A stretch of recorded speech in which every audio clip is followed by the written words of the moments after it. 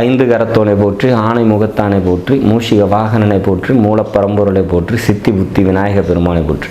குருவே சரணம். இணையதள மீது எங்களுக்கு வணக்கம். இது 2025 மே மாதம் 18ஆம் தேதி ராகு கேதுக்கான பயிற்சி பலன்கள் விருச்சிக ராசிக்கு எப்படி இருக்க போகுது அப்படிங்கிறத பார்க்கலாம். இது வரைக்கும் உங்களோட ராசிக்கு லாபஸ்தானம் சொல்லக்கூடிய கன்னியில் கேதுவும்,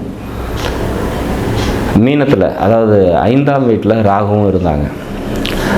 இதில் ராகுவால் ஒரு சில இடைஞ்சல்களும் கேதுவால் பல நன்மைகளும் பெற்றிருந்த உங்களோட ராசி இப்போது மாறுதலுக்குள்ளாக போகுது.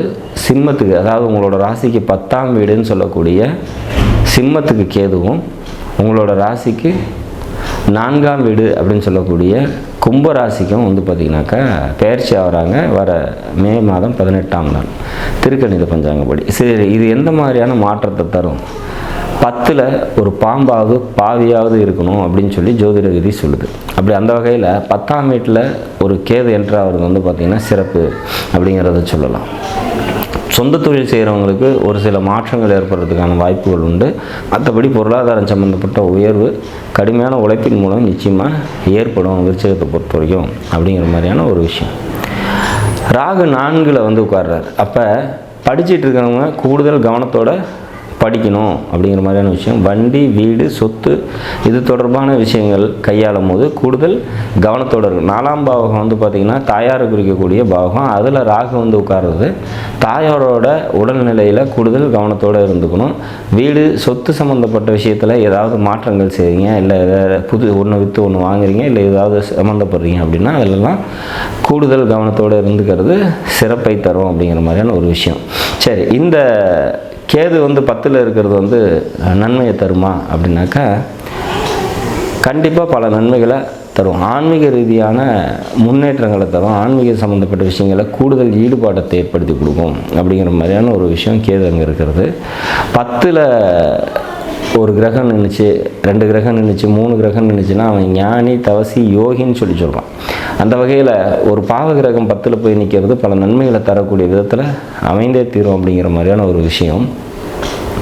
இதை தவிர மேலும் எங்களுக்கு அதாவது விருச்சிகத்தில் பிறந்தவங்களுக்கு கூடுதல் நன்மைகள் ஏதாவது நடக்க வாய்ப்பு இருக்கா அப்படின்னா, இந்த ராகு கேதுக்கள் பயணிக்கக்கூடிய ராசிக்குள்ள உங்களோட ஜனனகால ஜாதகத்தில் ஏதாவது ஒரு வக்ரம் பெற்ற கிரகம் இருக்குது அப்படின்னாக்கா அந்த கிரகத்தின் மூலிமா நன்மைகள் தரும். ஒரு உதாரணமாக 1991 பிறந்திருந்தீங்க அப்படின்னாக்கா அங்கே சிம்மத்தில் குரு இருக்கும். அந்த குரு வக்ர நிலையில் இருந்தார் அப்படின்னா அந்த குரு மேலே இப்போ இந்த கேது ட்ராவல் ஆகக்கூடிய டைம் உங்களுக்கு பொருளாதாரம் சம்மந்தப்பட்ட உயர்வு ஏற்படுத்தி கொடுக்கும். வக்ரம் பெற்றிருந்தால், வக்ரம் பெறாமல் இருக்கிற குருவாக இருந்தது அப்படின்னா பொருளாதார சிக்கலை ஏற்படுத்தி கொடுக்கும், பொருளாதார நெருக்கடியை கொடுக்கும். அப்போ வக்ரம் பெற்ற கிரகத்தின் மேலே இந்த ராகு கேதுக்கள் பயணிக்கும் போது பல நன்மைகளை தருது அப்படிங்கிறதெல்லாம் மாற்றம் இல்லை. சப்போஸ் கும்பராசியில் சனி இருக்கும்போது பிறந்திருக்கீங்கன்னு வச்சுக்கலாம். என்ன வருஷத்தில் அங்கே சனி இருந்துச்சு?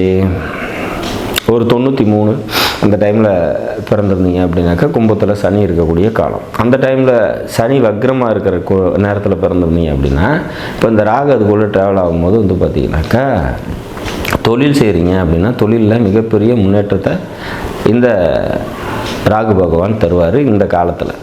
அப்போ பாவகிரகம்னு சொல்லக்கூடிய இந்த ராகு கேதுக்கள் தீமைகளே தான் தரும் அப்படிங்கிற மாதிரியான விஷயத்துக்குள்ளே நம்ம போயிடக்கூடாது. 4ஆம் இடத்த சுகஸ்தானத்தில் பாம்பு கிரகம் வந்துருச்சு அப்படின்னா பரதேசம் போவான், சுகபோக வாழ்க்கை இருக்காது, வண்டி, மனம், வீடு, சொத்து இது சம்மந்த பிரச்சனைகள்லாம் வருங்கிறதெல்லாம் நிஜம்தான். ஆனால் அது எல்லாருக்கும் நடக்குமா அப்படின்னா கிடையாது. அங்கே இருக்கக்கூடிய கிரகம் வக்ரம் பெற்ற நிலையில் இருந்து அந்த பாவகத்தை இயக்கக்கூடிய கிரகம் வக்ரம் பெற்று இருந்தது அப்படின்னா அது கூட இந்த ராகு பகவான் சேர்ந்து பல நன்மைகளையும் தருவார் அப்படிங்கிறத நம்ம புரிஞ்சுக்கணும். அப்போ ஒரு பயிற்சிக்கான பலனை நம்ம எப்படி பார்க்குறோம் அப்படின்னா சிம்மத்துக்குள்ளேயும் கும்பத்துக்குள்ளேயும் இருக்கக்கூடிய கிரகங்கள் அதீத நன்மையும் தீமையும் தருது அப்படிங்கிறதெல்லாம் மாற்று இல்லை. அதே மாதிரி இந்த இடத்துல இந்த கும்பத்துக்குள்ளேயும் சிம்மத்துக்குள்ளேயும் வக்ரம் பெறாத ஏதாவது கிரகங்கள் இருந்ததுன்னா அந்த கிரக ரீதியான பாதிப்புகளும் நமக்கு உண்டு அப்படிங்கிறதையும் புரிஞ்சுக்கணும். ஸோ எப்போவுமே வக்ர நிலையில் இயங்கக்கூடிய ராகு கேதுகள் இன்னொரு வக்ரம் பெற்ற கிரகத்தோட ட்ராவல் ஆகும்போது அதன் வழியே பல நன்மைகளை உங்களுக்கு தரும் அப்படிங்கிற மாதிரியான ஒரு அமைப்பு. கிரகமே இல்லை இந்த ராசிக்குள்ளே அப்படின்னாலும் இந்த பெயர்ச்சி வந்து பார்த்திங்கனாக்கா உங்களுக்கு கேதுனால நன்மைகளும் ராகுவினால ஒரு சில தீமைகளும் இருக்குது. இந்த தீமையான விஷயங்களை கம்மி பண்ணிக்கிறதுக்கும் நன்மைகளை மேற்கொண்டு அதிகப்படுத்திக்கிறதுக்கும் மனித முகமற்ற தெய்வ வழிபாடு கூடுதல் சிறப்பை தரும்.